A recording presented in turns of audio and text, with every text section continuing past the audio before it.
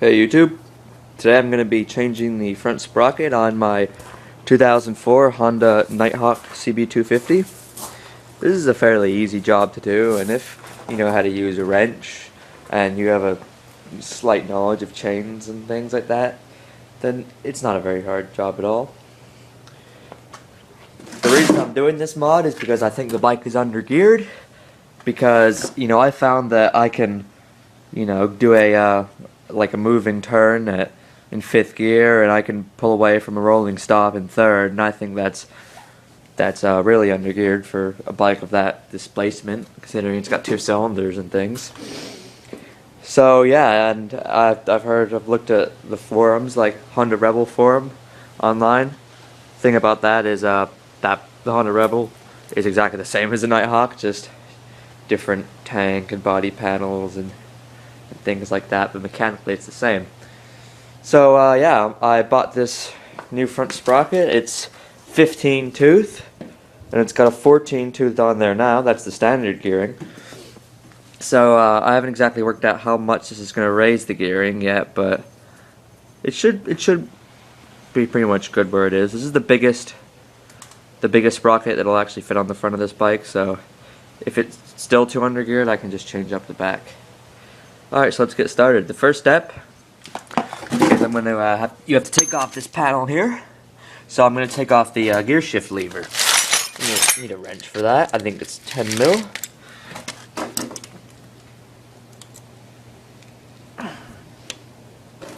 Yeah, I do it up tight, because you're not going to want that to become loose ever, because you'll strip the thread on the spline and you won't be able to change gear again without doing lots and lots of work to replace the shift shaft, and that's a pain in the ass, trust me. So you're going to always want to keep that tight.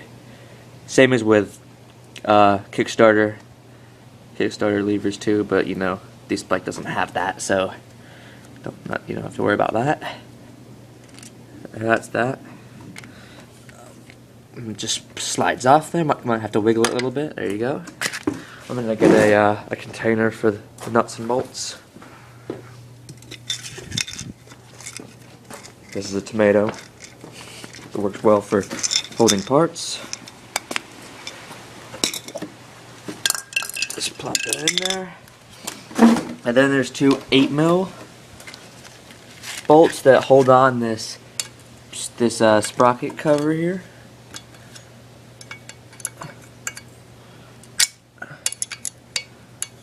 I might need a socket for that. Yep, I need a socket.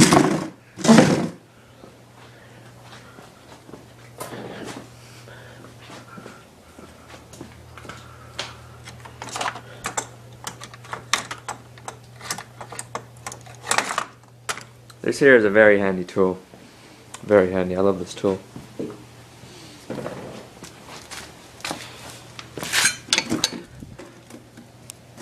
Put the camera down for a sec. Yeah, I finally found the socket the right size, and I got these cracked loose, so I'm just undoing them with the socket driver here.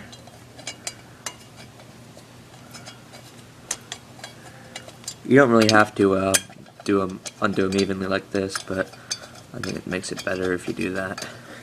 You can see the threads in there, so when it comes out of there, that means that one's loose. Yep, and that one is. Now it's the bottom one.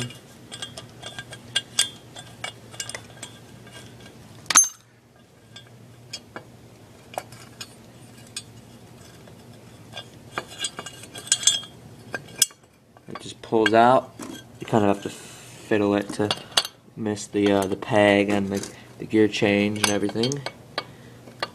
There you go.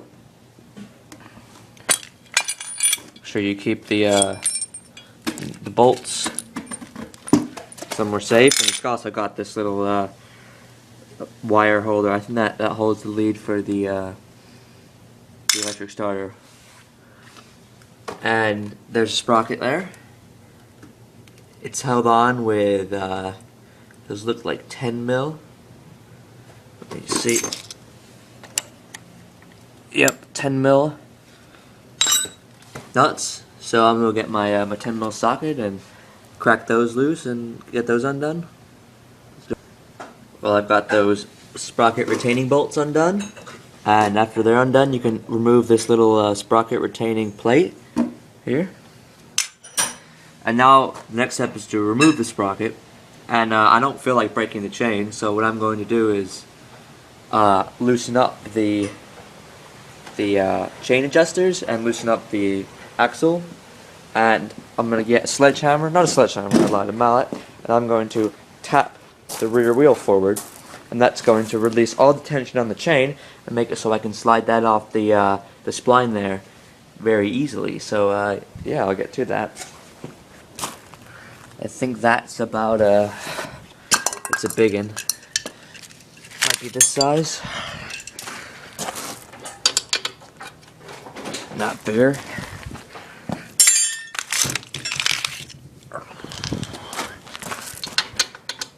There we go. Should be done up pretty tight.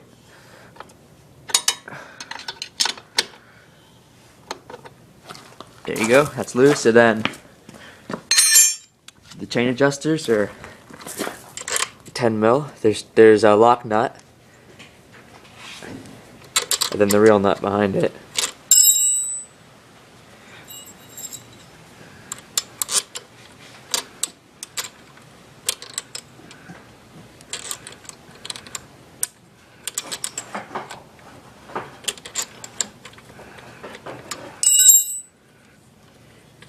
Gonna want to unscrew both of them,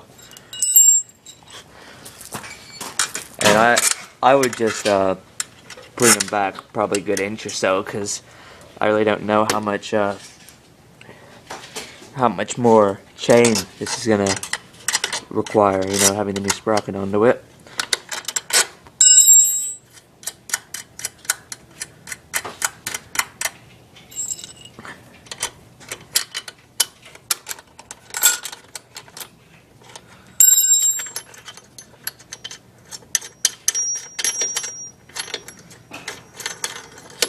I'm sure that's good.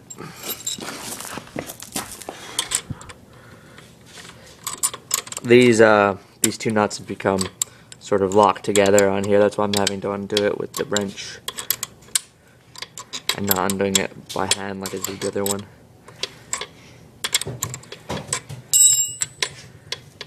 Yeah, I have a bit of an aftermarket sort of, you know, retaining plate there. When I bought the bike, I didn't have it, so I just got a piece of metal, drill the hole in it. Alright, so now let's push the wheel forward. I'll go and get the mallet.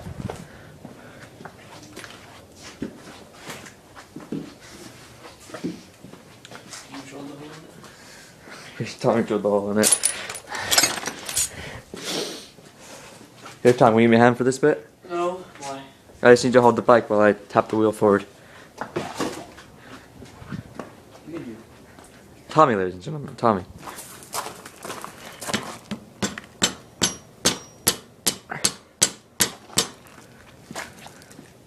Simple as that.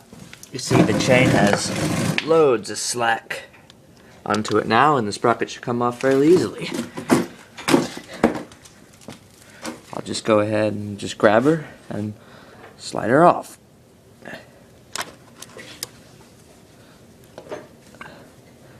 Takes a bit of wiggling to get her to come properly out of there. Yeah, it's going to require 2 hands. Apologize. So now the sprocket is off the output shaft.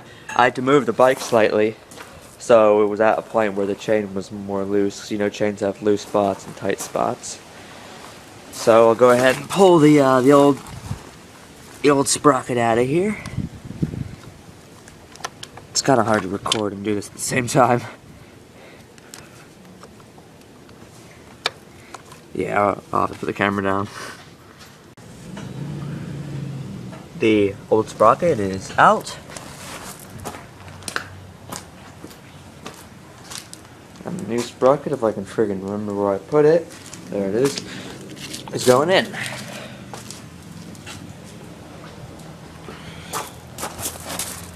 And yes, this will take 2 hands. The chain is running on the new sprocket now. A step that many people miss, but is also very important, is to thoroughly grease the shaft here, and also grease the inside of there. It's all good. I'll do that. And there's the sprocket back on. It's got the locking plate. Some welding going on over there. So you got the locking plate on there. It's sort of an ordeal to put the locking plate on. It stumped me for a little bit, I have to admit, because you see the way it works is it's got teeth on it, right? Probably about 1, 2, 3, 4, 5, 6, 7, probably about 7 teeth, eh? And the sprocket slides on the teeth, right? And then this thing, right? I slid it on the teeth, locking plate, and it wouldn't line up no matter where I put it on the spline. And I was like, this is odd. And I was talking to Thomas over there, and we were totally stumped by it, and we were just about ready to drill some holes in it and modify our own sort of, way of making the locking plate work. But then I thought, well, I wonder if this thing actually will turn. So I moved the locking plate slightly out, probably about 2 mil, and then there's a very, very thin sort of like notch in it, and you can spin it 360 where it's not hitting any of the teeth, and you do that so it's not aligned with the sprocket, and then you can push it in all the way and line it up with those nuts. It's kind of hard to explain. It's sort of thing that I probably should have filmed as I did it, but don't want to get this grime all over my camera here. So yeah, the chain's back on both sprockets, and the sprocket is done up very tightly, but we're not going to put the cover on just yet because there is very, very little clearance there. So what I'm going to do is I'm going to tension the chain up again. As you can see, it's still very loose. I'm going to tension the chain up again, and then I'm going to make double, triple sure that is not going to rub against the case, because if it does, we're going to be in some serious trouble. The manufacturer recommends that there is 3/4 inch of free play in the chain. And the way you do that is same way as if you're loosening it. You have to tighten that nut and that nut evenly. And there are little notches, you see, on here. And you want to make sure they're showing the same amount of notches. So I'll go ahead and tighten the chain up to the right tension, and then we'll make sure she's not rubbing. More welding going on over there. So we got the chain tension done up properly. Both of the adjuster, indicator things are indicating 3 notches. And the chain does have about the right amount of tension.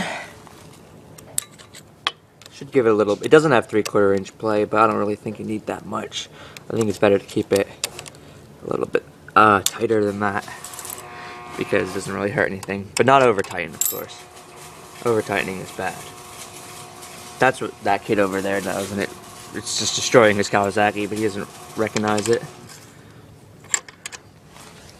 Doing up the block nuts now, and then after that we'll do up the wheel spindle nut.